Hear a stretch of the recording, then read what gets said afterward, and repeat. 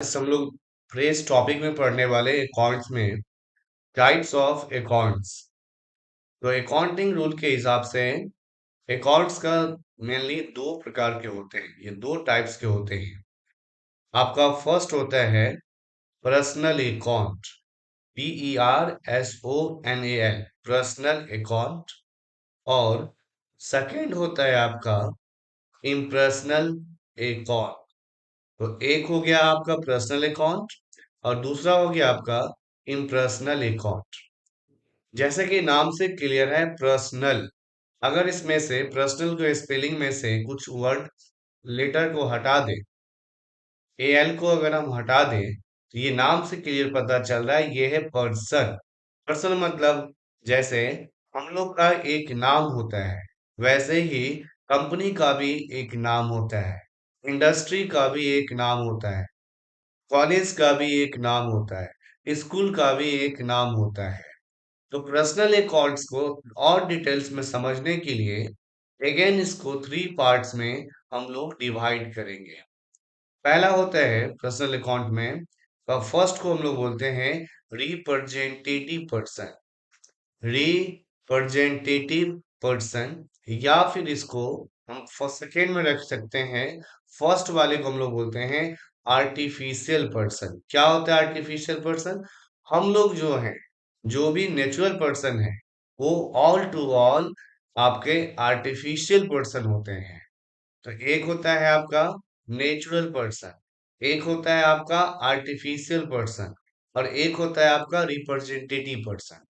तो हम लोग को ये समझना पड़ेगा कि नेचुरल पर्सन में कौन सा जाएगा, आर्टिफिशियल पर्सन में कौन सा जाएंगे, और रिप्रेजेंटेटिव पर्सन में क्या सब जाएगा। जैसे एग्जांपल के लिए हम देखते हैं, तो नेचुरल पर्सन, आर्टिफिशियल पर्सन, और third one is representative person. जितने भी ह्यूमन पर्सन हैं, हम हुए, आप हुए, कोई स्टूडेंट्स हैं, कोई टीचर्स हैं, कोई डॉक्टर्स हैं, कोई कलेक्टर हैं, कोई भी जो पर्सन्स हैं जो बाय नेचर बाय गॉड जो भी पर्सन है, वो जाएंगे नेचुरल पर्सन में। जैसे एग्जांपल के लिए हम लिख लेते हैं राम, सुमित, शिवम, अंकित। ये जो भी नेचुरल पर्सन है, जो भी ह्यूमन पर्सन है, वो ऑल टू ऑल आपके जाएंगे नेचुरल पर्सन में। आर्टिफिशियल पर्सन में वो जाएंगे जिसको बनाने में नेचुरल पर्सन के हेल्प से बना हो। आर्टिफिशियल पर्सन वो पर्सन होगा जो जनरली नेचुरल पर्सन के हेल्प से बना हुआ हो। जैसे एग्जांपल के लिए किसी कंपनी का नाम ले लो, किसी कॉलेज का नाम ले लो, आप किसी इंस्टीट्यूट का नाम ले लो, किसी स्कूल का आप नाम ले सकते हैं। तो टाटा है, रिलायंस है, कोई भी आइडिया है, वोडाफोन है, BSNL है, जितने भी तरह का कंपनी है, चाहे वो कॉलेज का नाम हो या स्कूल्स का नाम होंगे, वो ऑल टू ऑल आपका आर्टिफिशियल पर्सन्स होंगे। तो किसी भी तरह का जो नाम होगा, चाहे वो नेचुरल पर्सन का नाम हो, चाहे वो आर्टिफिशियल पर्सन का नाम हो, वो जाएगा आपका पर्सनल अकाउंट में। थर्ड जो आपका होता है वो होता है रिप्रेजेंटेटिव पर्सन। नाम से क्लियर है, जो किसी को रिप्रेजेंट करेगा। एग्जाम्पल के लिए आपको पहले से हम दो वर्ड पढ़ाए हुए थे, एक होता है कैपिटल और एक होता है आपका एग्जाम्पल, इसमें हम दो ही एग्जाम्पल बता रहे हैं अभी, एक होता है आपका ड्राइंग्स। कैपिटल क्या होता है? जब बिजनेस में बिजनेस के ऑनर के द्वारा जो भी पैसा लगाया जाता है, बिजनेस में बिजनेस के ऑनर के द्वारा जो भी पैसा लगाया जाता है, पैसा मने, यहाँ पर मनी का मतलब है वो कोई कैश के शेप में भी हो सकता है, और कोई other parts assets, physical assets में भी हो सकता है। एग्जाम्पल के लिए अगर आप बिजनेस स्टार्ट किए मान लो 5 लाख से, और आपके घर में जो AC था, फ्रिज था, कूलर था, फर्नीचर था, कुछ बेंच था, वो भी आप लगा दिए, तो यहाँ पर कैपिटल में दोनों आएगा। जो आप कैश दिए वो भी बिजनेस के कैपिटल में कहलाएंगे, और जो भी आप फर्नीचर या अदर मशीनरी पार्ट्स दिए हैं वो भी आपके कैपिटल में ही कहलाएंगे। ड्राइंग्स क्या होता है? ड्राइंग्स वो होता है जब बिजनेस के ऑनर के द्वारा बिजनेस में कभी भी अगर बिजनेस के ऑनर के द्वारा बिजनेस में से पर्सनल यूज के लिए निकाला जाता है। ध्यान रखना है, पर्सनल यूज के लिए अगर निकाला जाता है तो हम लोग उस टाइम में उसको ड्राइंग्स बोलते हैं। जैसे समझो आप ध्यान से यहाँ पर मैं, तो नेचुरल पर्सन या आर्टिफिशियल पर्सन या रिप्रेजेंटेटिव पर्सन, तीनों को मिलाकर के natural person plus artificial person plus representative person, ये जो तीनों का तीनों है, तीनों में का एक ही इंडिकेट करेंगे पर्सनल अकाउंट। जैसे हम आपको बोलेंगे रिलायंस कंपनी, तब भी वो पर्सनल अकाउंट आपका आंसर होगा। हम अगर बोलेंगे शिवम अकाउंट, तब भी शिवम यहाँ पर पर्सनल अकाउंट होगा। हम बोले आरडी कॉलेज, एसके कॉलेज, तो वो पर्सनल अकाउंट में जाएगा। तो याद रखना है कि पर्सनल अकाउंट का थ्री पार्ट्स होता है, नेचुरल पर्सन, आर्टिफिशियल पर्सन और रिप्रेजेंटेटिव पर्सन। नेचुरल पर्सन वो पर्सन होगा जो बाय गॉड बाय नेचर होगा। आर्टिफिशियल पर्सन वो पर्सन है जिसको बनाने में बाय द खुद सेल्फ वो नहीं चलता, उसको कंट्रोल करने वाला, उसको चलाने वाला, उसको रन करने वाला नेचुरल पर्सन के थ्रू चलता है। और रिप्रेजेंटेटिव में अभी हम आपको दो एग्जांपल बताए हैं, एक हम आपको बताए हैं कैपिटल, दूसरा बताए हैं ड्राइंग्स। अब ध्यान से समझना आपको, तो एक तो हो गया पर्सनल अकाउंट और एक है इम्पर्सनल अकाउंट। इम्पर्सनल अकाउंट्स को हम लोग दो पार्ट्स में डिवाइड करेंगे। इम्पर्सनल अकाउंट किसको बोलेंगे? जो पर्सनल अकाउंट में नहीं है, जो चीज पर्सनल अकाउंट में नहीं जाएगा, वो ऑल टू ऑल जाएंगे इम्पर्सनल अकाउंट में। जो पर्सनल अकाउंट में नहीं जा रहा है, वो ऑल टू ऑल जाएगा इम्पर्सनल अकाउंट में। इम्पर्सनल अकाउंट्स का दो पार्ट्स होता है, एक को हम लोग बोलते हैं real account, REAL, real account. और जो आपका दूसरा पार्ट होता है वो उसको हम लोग बोलते हैं नॉमिनल अकाउंट। एक हो गया आपका रियल अकाउंट, एक हो गया आपका नॉमिनल अकाउंट। और समझना यहाँ पर एग्जाम्पल के थ्रू, रियल मतलब होता है क्या, रियल अकाउंट का मतलब है यहाँ पर में एसेट्स। बिजनेस में जितने भी तरह का एसेट्स होगा वो आपका रियल अकाउंट में जाएगा। बिजनेस में जितने भी तरह का एसेट्स होता है वो आपका रियल अकाउंट में जाएगा। अभी हम लोग पढ़ेंगे टाइप्स ऑफ एसेट्स में क्या क्या होता है, कैसे पढ़ना है। नॉमिनल अकाउंट क्या होता है? नॉमिनल अकाउंट में जाएगा बिजनेस का जितने भी तरह का खर्च हो, एक्सपेंसेज हुआ, सब ध्यान रखना होगा आप लोग को, लॉस हुआ, बिजनेस में जो प्रॉफिट होगा, बिजनेस में जो इनकम होगा, तो एक्सपेंसेस, लॉस, प्रॉफिट, किसी भी तरह का इनकम हुआ या फिर गेन्स, एक एक वर्ड को हम लोग डिस्कस करेंगे किसको क्या बोलना है। अभी आप ध्यान समझिएगा, बिजनेस में जो एसेट्स होंगे, क्या होता है एसेट्स, टाइप्स ऑफ एसेट्स अभी हम देखेंगे, वो जाएगा रियल अकाउंट। और बिजनेस में एक्सपेंसेज हुआ, प्रॉफिट हुआ, लॉस हुआ, इनकम हुआ, गेन्स हुआ। जैसे कि बिजनेस स्टार्ट की, स्टाफ को सैलरी दिए थे, खर्च है, नॉमिनल अकाउंट में जाएगा। स्टाफ के लिए अलावा, उसके अलावा बिजली का बिल दिए तो भी नॉमिनल अकाउंट में जाएगा, बिकॉज वो एक्सपेंसेज है। कहीं से बैंक से इंटरेस्ट मिला, बैंक में जो पैसा डिपॉजिट था वहां से हम लोग को इंटरेस्ट मिल रहा है, तो हम लोग के लिए इनकम होगा। बिजनेस में जो प्रॉफिट हुआ वो भी नॉमिनल अकाउंट में जाएगा। तो वन बाय वन देखते हैं, पहले रियल अकाउंट में क्या सब जाएगा।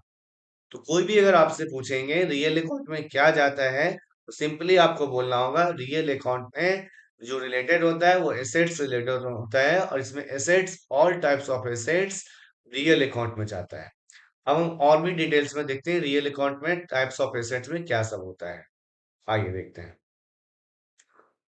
एसेट्स जनरली दो तरह का होता है, एक होता है आपका fix assets, FIXED, fixed assets, और एक होता है करेंट एसेट्स। एक हो गया फिक्स एसेट्स और एक हो गया करेंट एसेट्स। फिक्स एसेट्स किसको बोलेंगे? फिक्स एसेट्स वो एसेट्स होता है जिसको कंपनी में या बिजनेस बोले या इंडस्ट्री बोले, जिसको कंपनी में या बिजनेस में या कहीं और भी हम लोग परचेज करके रखते हैं लॉन्ग टाइम टाइम के लिए। एग्जाम्पल के लिए बिजनेस में जो फर्नीचर है, जो मशीन है, जो लैंड है, जो बिल्डिंग है, ये ऑल टू ऑल बिजनेस के लिए फिक्स एसेट्स होता है। इस चीज को जरा ध्यान से समझिए। फिक्स एसेट्स वो एसेट्स होता है जिसको कंपनी परचेज करता है लॉन्ग टर्म पर्पस के लिए, लंबे समय अवधि के लिए। जब तक बिजनेस चलेगा तब तक जनरली उस फिक्स एसेट्स को जनरली हम बेचते नहीं हैं।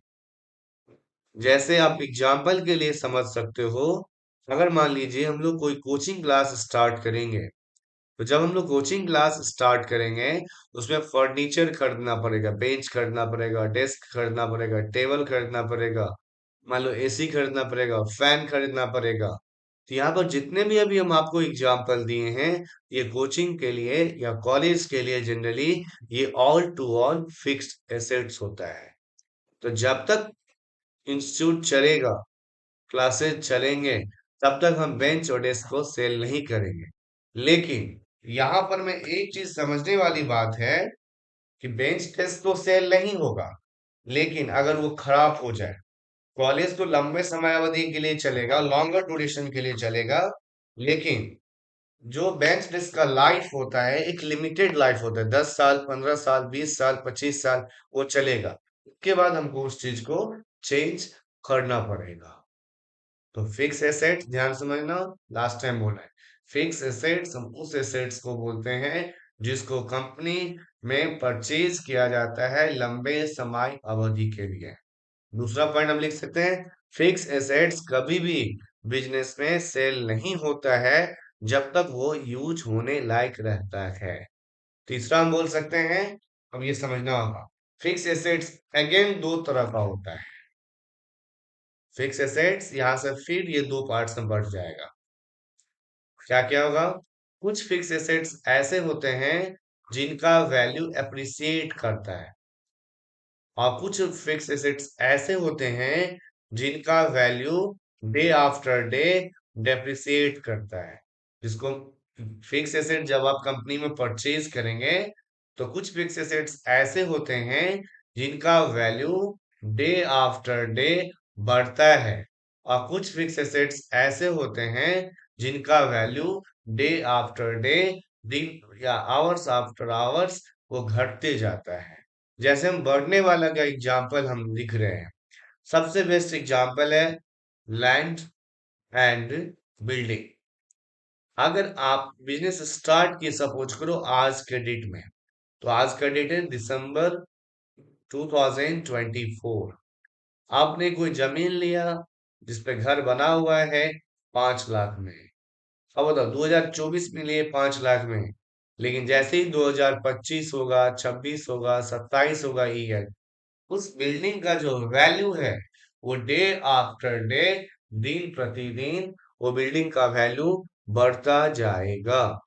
तो फिक्स एसेट्स, आपने क्या किया, लैंड को परचेज किया इस एग्जांपल में, तो अगर जब तक आप बिजनेस करेंगे तब तक आप उस लैंड को जनरली बेचेंगे नहीं। फिर आप सोचेंगे कि कंपनी में जो बिल्ड या इस टाइप का कंपनी जो बिल्डर होता है, उनका काम ही होता है बिल्डिंग को परचेज करना, बिल्डिंग को सेल करना। उनके लिए वो फिक्स एसेट्स नहीं होगा, उनके लिए वो स्टॉक होता है। हम लोग आगे डिस्कस करेंगे करंट एसेट्स में तो पता चलेगा।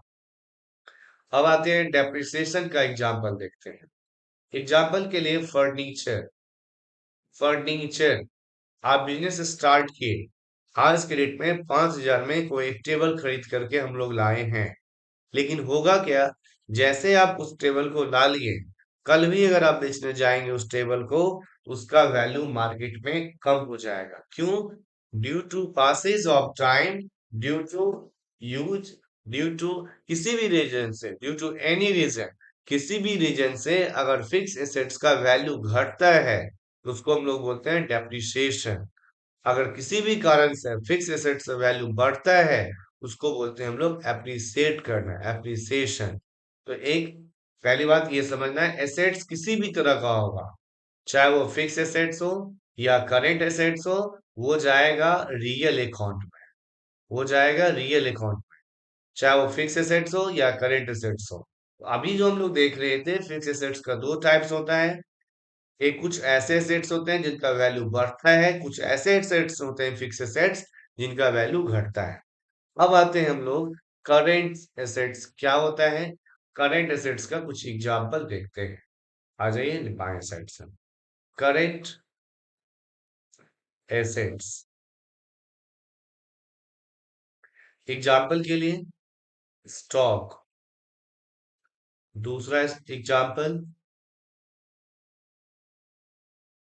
सन्ड्री डेब्टर्स, तीसरा एग्जांपल हम लिख सकते हैं प्रीपेड। प्रीपेड इसको समझना पड़ेगा। अभी मान लेते हैं इसी तीन एग्जांपल पे हम लोग करंट एसेट्स को समझते हैं। अब यहाँ पर थोड़ा आप लोग समझिएगा कि अगर हम बिजनेस स्टार्ट किए और उस बिजनेस स्टार्ट करने में हम लोग का एक लैपटॉप का शोरूम है। हम लोग लैपटॉप कंपनी से लेते हैं और शोरूम खोलकर ओपन किए हुए हम लोग मार्केट में उसको बेचते हैं। तो हुआ क्या यहाँ पर, मैं जो और भी मेरे पास में जो लैपटॉप है, मान लें 1000 पीस मेरे पास में लैपटॉप है, 1000 क्वांटिटी मेरे पास में लैपटॉप का है। अब आप ये समझिए कि मेरे पास में जो 1000 लैपटॉप मेरे पास में है, वो लैपटॉप हम इसीलिए रखे हुए हैं कि कस्टमर्स आएंगे और उस लैपटॉप को हम सेल करेंगे। लेकिन एक लैपटॉप हम उसमें से ऐसे रखे हुए हैं अपने पास में जो यूज करते हैं हम लोग, और अगर लैपटॉप मेरा बिका सेल हुआ, उस लैपटॉप से हम कस्टमर्स को प्रिंट निकाल के प्रिंटर के साथ हम उनको दे देते हैं। मतलब एक लैपटॉप हम रखें यूज के लिए, और बाकी जो 1000 लैपटॉप है वो लैपटॉप है बेचने के पर्पज से। तो यहाँ पर ये समझना पड़ेगा, जो लैपटॉप आप रखे हुए यूज के पर्पज से अपने बिजनेस में, वो आपके लिए फिक्स्ड एसेट्स है। जो लैपटॉप आप रखे हुए यूज के पर्पज से, वो लैपटॉप आपके लिए फिक्स्ड एसेट्स है। लेकिन जो लैपटॉप आप रखे हुए बेचने के लिए, सेल के पर्पज से जो 1000 आप रखे हुए हैं, वो आपके लिए होता है स्टॉक। उसको हम लोग बोलते हैं स्टॉक। जो 1000 क्वांटिटी था, वो आपके लिए स्टॉक है।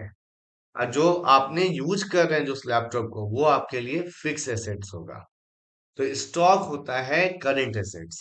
करेंट एसेट्स का मतलब क्या हुआ? करेंट एसेट्स का मतलब हुआ जिसमें डेली चेंजेस होने की पॉसिबिलिटी है। जैसे एग्जाम्पल के लिए स्टॉक, सुबह में लैपटॉप है 1000 पीस, हो सकता है शाम में जब आप बेचेंगे तो लैपटॉप एक 1000 क्वांटिटी से घट सकता है। अगर वो लैपटॉप अगर ज्यादा परचेज होगा, ज्यादा अगर आप परचेज करेंगे, तो वो स्टॉक बढ़ भी सकता है, वो घट भी सकता है, और वो बढ़ भी सकता है। क्यों? स्टॉक अगर आप मंगाएंगे बिजनेस में तो आपके शोरूम में स्टॉक बढ़ेगा, लेकिन जब आपको सेल करेंगे तो आपके शोरूम में से स्टॉक घटेगा। लेकिन जो लैपटॉप आप बिलिंग के पर्पज से रखे हुए हैं, जिसको आप यूज कर रहे हैं, वो आपके लिए फिक्स एसेट्स होता है। फिक्स एसेट्स नाम से क्लियर फिक्स है, जनरली हम उसको बेचते नहीं हैं। अब आ जाओ तो एक एग्जांपल हुआ स्टॉक। करंट एसेट्स मतलब वो एसेट्स होता है जिसमें डेली क्वांटिटी में या घट सकता है या बढ़ सकता है। अब आ जाओ ध्यान से, एक एग्जांपल हम और यहाँ पर ऐड कर रहे हैं, कैश इन हैंड। जो बिजनेस में जो बैलेंस है काउंटर में, जो कैश इन हैंड, जो काउंटर में कैश है। सुनो, 10 बजे हम ऑफिस ओपन किए तो मेरे पास में 5000 रुपया था काउंटर में। शाम जाते जाते लैपटॉप अगर बिकेगा मान लो, वो 5 लाख भी हो सकता है। लेकिन ये भी हो सकता, सुबह 5000 था, दोपहर में मान लो 5 लाख हो गया, फिर शाम में 4 बजे के आते आते किसी को पेमेंट करना था, 3 लाख पेमेंट कर दिए तो 2 लाख मेरा बचा। तो कैश इन हैंड का मतलब क्या हुआ, क्यों इसको करंट एसेट्स बोले? बिकॉज इसमें क्या हुआ, घटा और बढ़ा, सुबह कुछ और था, दोपहर कुछ और रहेगा, रात में कुछ और हो जाएगा, शाम में। ऐसा नहीं होगा कि एक बार अगर आज मेरे काउंटर में 5,000 है तो परमानेंटली वो 5,000 ही रहेगा। तो डेली चेंज हो सकता है। लेकिन बिजनेस में जो बिल्डिंग है, जो फर्नीचर है, जिसको हम बेचने के पर्पज से नहीं खरीद रहे हैं, यूज के पर्पज से रखे हुए हैं, उसमें डेली थोड़ी ना चेंज होगा। वो एक बार खरीदाया, वो लंबे समय अवधि के लिए मेरे पास में वो रहेगा। आ जाओ कैश इन हैंड। एक एग्जांपल हम और ऐड करते हैं यहाँ पर। कैश एट बैंक मतलब वो बैलेंस जो मेरा बैंक अकाउंट में है बिजनेस का। अब सुनो ध्यान से। आज के टाइम में जब हम लोग मान लो 10 बजे बिजनेस ओपन किए शोरूम को, तो 1 लाख रुपया था मेरे अकाउंट में, बिजनेस के अकाउंट में। हमारे शॉप में मान लेते हैं, हम लोग के शॉप में गूगल पे, जी पे, फोन पे या पेटीएम से हम लोग पैसा लेते हैं कस्टमर से। और लैपटॉप सेल हुआ तो मेरा बैंक अकाउंट बाय डिफॉल्ट है कि वो बढ़ता चला जाएगा। अगर ऑनलाइन हम पेमेंट लेंगे तो मेरा बैंक अकाउंट 10 बजे मान लो 1 लाख है, 12 बजे वो 2 लाख भी हो सकता है। लेकिन क्या बढ़ेगा ही नहीं सर, घट भी सकता है। बट अगर हम जिससे कंपनी से स्टॉक लिए हैं, लैपटॉप जिससे मंगवाए, उसको भी तो हमको पेमेंट करना होगा। अगर हम उसको पेमेंट करेंगे तो मेरा बैंक बैलेंस घटेगा। तो कैश एट बैंक और कैश इन हैंड को करेंट एसेट्स इसीलिए बोला गया बिकॉज कि घट भी सकता है और बढ़ भी सकता है। स्टॉक भी करेंट एसेट्स होता है क्योंकि वो घट भी सकता है और बढ़ भी सकता है। हर एक सेकेंड घट सकता है, हर एक सेकेंड वो बढ़ भी सकता है। अब आता है डेटर्स। कल हम लोग पढ़े थे डेटर्स, कस्टम। अगर हम किसी भी पर्सन को क्रेडिट में मतलब उधारी में कुछ बेचते हैं, अगर हम किसी भी पर्सन को उधारी में कुछ बेचते हैं, कुछ सेल करते हैं, तो जिस पर्सन को उधारी में बेचे, जैसे मान लो कि आज हम 20,000 का एक लैपटॉप सोहन को बेचे। एग्जाम्पल के लिए हम लिख लेते हैं गुड्स सोल्ड ऑन क्रेडिट, उधार में बेच रहे हैं, टू सोहन 20,000। लैपटॉप है 20,000 का, किसको बेच रहे हैं? सोहन को। तो सोहन उधारी में बेच रहे हैं, सोहन हमको अभी पैसा नहीं देगा, सोहन हमको पैसा देगा बाद में। तो सोहन यहाँ पर में हम लोग के लिए डेटर्स है, वो हमारे लिए एसेट्स है। मान लो 20,000 में से सोहन 2,000 दिया, बोला कल देंगे, फिर 4,000 दिया, बोला कल देंगे। तो सर यहाँ पर डेटर्स, सन्ड्री डेटर्स क्यों नाम पड़ा? सन्ड्री डेटर्स नाम इसीलिए पड़ा कि डेटर्स का मतलब है इंडिविजुअल डेटर्स। जैसे लैपटॉप हम सेल किए राम को, मोहन को, सोहन को, रोहन को, 1 लाख, 2 लाख, 3 लाख, 4 लाख। तो टोटल कितना हुआ? 4 3 7 2 9 1 10, 10 लाख का लैपटॉप आज हम बेचे हैं। अलग अलग पर्सन को अलग अलग अमाउंट का लैपटॉप सेल हुआ है। आप हमको ये बताइए, राम एक इंडिविजुअल डेटर्स है, उससे हमको फ्यूचर में पैसा लेना है। मोहन भी एक इंडिविजुअल डेटर्स है जिससे हमको फ्यूचर में पैसा लेना है। सोहन भी एक इंडिविजुअल डेटर्स है जिससे हमको फ्यूचर में पैसा लेना है। लेकिन सन्ड्री का मतलब होता है टोटल। सन्ड्री का मतलब होता है टोटल। तो टोटल सन्ड्री डेटर्स मतलब 10 लाख हुआ, 10 लैक्स हुआ। डेटर्स मतलब एक इंडिविजुअल को हम लोग डेटर्स बोलेंगे। एसेट्स क्यों बोले? क्योंकि वो हमको फ्यूचर में वहां से पैसा आने वाला है, इसीलिए वो एसेट्स हुआ। करेंट क्यों हुआ एसेट्स? क्योंकि मान लो राम हमको आज दे दिया, कल हमको मोहन दे दिया, सोहन 4 दिन के बाद दिया, रोहन 5 दिन के बाद दिया। इसमें डेली नेचर का चेंज हो सकता है, इसीलिए इसको करेंट एसेट्स में शामिल करेंगे। तो आपको स्टॉक समझा दिए, सन्डी डेटर समझा दिए। अब आप समझो प्रीपेड क्या हो गया। प्रीपेड, प्रीपेड हम लोग जो मोबाइल रिचार्ज करवाते हैं, जो हम लोग का कोई भी किसी भी कंपनी का जो सिम खरीदते हैं, वो सिम दो तरह का होता है, जनरली आपको पता ही होगा। एक होता है पोस्ट पेड और एक होता है प्रीपेड। प्रीपेड हम लोग, मेरे पास जो सिम है, किसी कंपनी की जो भी हो, आपके पास एयरटेल, वोडाफोन, आइडिया, जियो, मीनो, टेलीनॉर, बहुत सारे कंपनी हैं, बीएसएनएल। तो हम लोगों में क्या है, जैसे मान लेते हैं एग्जाम्पल के लिए, आज हम रिचार्ज करवाएं, सपोज करो 15 दिसंबर 16 दिसंबर को हम रिचार्ज करवा रहे हैं। रिचार्ज करवा रहे हैं नेक्स्ट 3 महीने के लिए। तो हम जनवरी के लिए रिचार्ज करवा रहे हैं, मान लेते हैं फरवरी के लिए रिचार्ज करवाएं, मार्च के लिए करवाएं। जनवरी के लिए, फरवरी के लिए और मार्च के लिए। तो आज तो हम पेमेंट कर रहे हैं, एडवांस में हम पेमेंट कर रहे हैं। 3 महीने के लिए हम एडवांस रिचार्ज कर रहे हैं, प्रीपेड। पहले हम पेमेंट कर रहे हैं, बाद में उसका बेनिफिट हमको मिलेगा। प्रीपेड। पोस्टपेड में क्या होता है? पोस्टपेड में क्या होता है कि उस सिम में हम लोग पहले उस कंपनी को यूज करते हैं, जितना भी हम 1 महीने का बिल होगा, पहले हम उसका 1 महीना यूज करेंगे। 1 महीने के बाद वो हमको बिल भेजेगा। बिल भेजेगा कि आपका इतना बिल हुआ, आप पेमेंट करिए। जैसे एग्जाम्पल के लिए, गांव घर में जो इलेक्ट्रिसिटी का जो बिल आता है, उसमें भी दो तरह का आता है। इलेक्ट्रिसिटी बिल दो तरह का आता है। एक आता है आपका प्रीपेड तरीका, और जो पुराना तरीका था पोस्ट पेड। पुराने वाले में क्या होता था, हम लोग के घर में एक मीटर लगा हुआ होता था, और हर एक महीना में एक मीटर का रीडर आता था बिजली विभाग से। हमको एक लास्ट मंथ में जब भी वो आता है, एक स्लिप दे देता है कि लीजिए आपको इतना बिल हुआ, आप पेमेंट कर दीजिए। तो पहले क्या हुआ, पहले हम उस चीज को यूज किए, बिजली को, इलेक्ट्रॉनिक्स को, उसके बाद में हम उसको पेमेंट किए। पोस्ट पेड हुआ ये। लेकिन अभी क्या है कि हर हर एक सबके घर में जनरली स्मार्ट मीटर लगा दिया गया है। उसमें क्या होता है, पहले आप रिचार्ज करवाइए, तभी आप उसका यूज कर पाइएगा। तो ये स्मार्ट मीटर कुछ नहीं है, स्मार्ट मीटर में प्रीपेड है, पहले आपको पेमेंट करना होगा तभी आप यूज कर सकते हैं।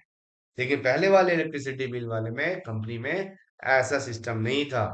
पहले हम लोग बिजली को यूज करते थे, बाद में उसको उपयोग करते थे। तो प्रीपेड एसेट्स क्यों हुआ? प्रीपेड इसीलिए एसेट्स हुआ क्योंकि आप उसका पेमेंट पहले कर दे रहे हैं और उसका बेनिफिट अभी आने वाले समय में लेते हैं। बेस्ट एग्जांपल आपका इलेक्ट्रिसिटी का भी आज के डेट में है। स्मार्ट मीटर के नाम पे ये लोगों से वसूला जाता है, एडवांस पैसा कंपनी ले लेता है। अब यहाँ से थोड़ा सा समझिएगा। तो अकाउंट्स का दो पार्ट्स में हम लोग डिवाइड किए। एक हुआ पर्सनल अकाउंट, एक हुआ इम्पर्सनल अकाउंट। पर्सनल अकाउंट्स में 3 पार्ट हुआ, नेचुरल पर्सन, आर्टिफिशियल पर्सन और रिप्रेजेंटेटिव पर्सन। नेचुरल पर्सन जो बाय नेचर है, हम लोग आप लोग सब लोग नेचुरल पर्सन। आर्टिफिशियल पर्सन में किसी का नाम हो, कंपनी का नाम होगा, किसी इंडस्ट्री का नाम होगा, किसी कॉलेज का नाम है।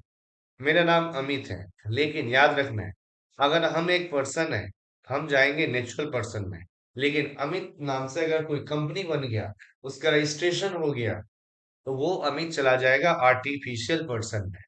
रिप्रेजेंटेटिव पर्सन में दो एग्जाम्पल हम आपको बताएं, कैपिटल और ड्राइंग्स। लेकिन याद रखना है, तीनों को मर्ज कर देना है, एक ही होगा। हम आपसे बोलेंगे रिलायंस कंपनी, तब भी आपको पर्सनल अकाउंट बोलना होगा। हम बोलेंगे शिवम, तब भी वो पर्सनल अकाउंट होगा। ड्राइंग्स बोलेंगे तब भी पर्सनल अकाउंट होगा। तीनों को अलग अलग समझिएगा। इन पर्सनल अकाउंट्स का दो पार्ट्स होता है, एक रियल अकाउंट, एक नॉमिनल अकाउंट। रियल अकाउंट मतलब एसेट्स, एसेट्स जितने भी होंगे वो जाएंगे रियल अकाउंट में। एसेट्स दो तरह का होता है कंपनी में यूज, एक फिक्स एसेट्स होता है, एक करंट एसेट्स होता है। फिक्स एसेट्स वो एसेट्स होता है जिसको कंपनी यूज करता है लॉन्गर पीरियड ऑफ ड्यूरेशन के लिए, लंबे समय अवधि के लिए। Fix assets company generally sell नहीं करता है, जब तक उसका लाइफ रहता है हम लोग उसका यूज करते हैं। फिक्स एसेट्स जनरली तभी सेल होता है जब हम अपने बिजनेस को क्लोज करना चाहते हैं। फिक्स एसेट्स फिक्स नेचर होता है, जिसको बार बार खरीदना कंपनी नहीं चाहता है, एक बार इन्वेस्टमेंट कर दिया उसका बेनिफिट वो लॉन्ग टाइम तक उठाएगा। फिक्स एसेट्स अगेन दो तरह का होता है। एक फिक्स एसेट्स होता है जिसका वैल्यू बढ़ता है, एक फिक्स एसेट्स होता है जिसका वैल्यू घटता है। अगर वैल्यू बढ़ा तो अप्रिसिएट करता है, अगर वैल्यू घटा तो उसको डेप्रिशिएट करते हैं, डेप्रिसिएशन चार्ज होता है। करंट एसेट्स में वो एसेट्स होता है जो रेकरिंग नेचर का होता है, जिसमें हम आपको एग्जांपल दिए, स्टॉक घटेगा बढ़ेगा, कैश इन हैंड जो आपके पास कैश होते हैं, कैश एट बैंक जो आपका बैंक बैलेंस होता है, डेटर्स जो हम क्रेडिट पे सेल करते हैं जिससे हमको फ्यूचर में पैसा मिलना होता है, प्रीपेड एडवांस में पेड करते हैं, स्मार्ट मीटर का बेस्ट एग्जाम्पल है। अब आ जाइए नॉमिनल अकाउंट। नॉमिनल अकाउंट वो अकाउंट है जिसमें कि बिजनेस का एक्सपेंसेस खर्च, जिस किसी भी तरह का जो खर्च है, चाहे वो बिजनेस से ओनली रिलेटेड होना चाहिए, बिजनेस में प्रॉफिट हो या लॉस हो, लॉस का मतलब आग लग गया उसके कारण लॉस हो गया, चोरी हो गया उसके कारण लॉस हो गया, बाढ़ आ गया उससे कोई लॉस हो गया उसके कारण लॉस हो गया, बिजनेस में सेल के कम रेट में सेल हुआ उसकी वजह से लॉस हो गया। तो एक्सपेंसेस, लॉस, प्रॉफिट, इनकम और गेन्स एक एक चीज हम डिस्कस करेंगे आगे। तो ये हमको बेसिक में ये समझना था कि अकाउंट्स कितने तरह का होता है। जब हम लोग आगे और भी डिस्कस करेंगे तो उसमें पढ़ेंगे एग्जाम्पल के साथ ये इसमें क्यों गया, इसके पीछे क्या रीजन है। दो मेन हुआ फिर उसका फर्दर डिवाइड किए हैं।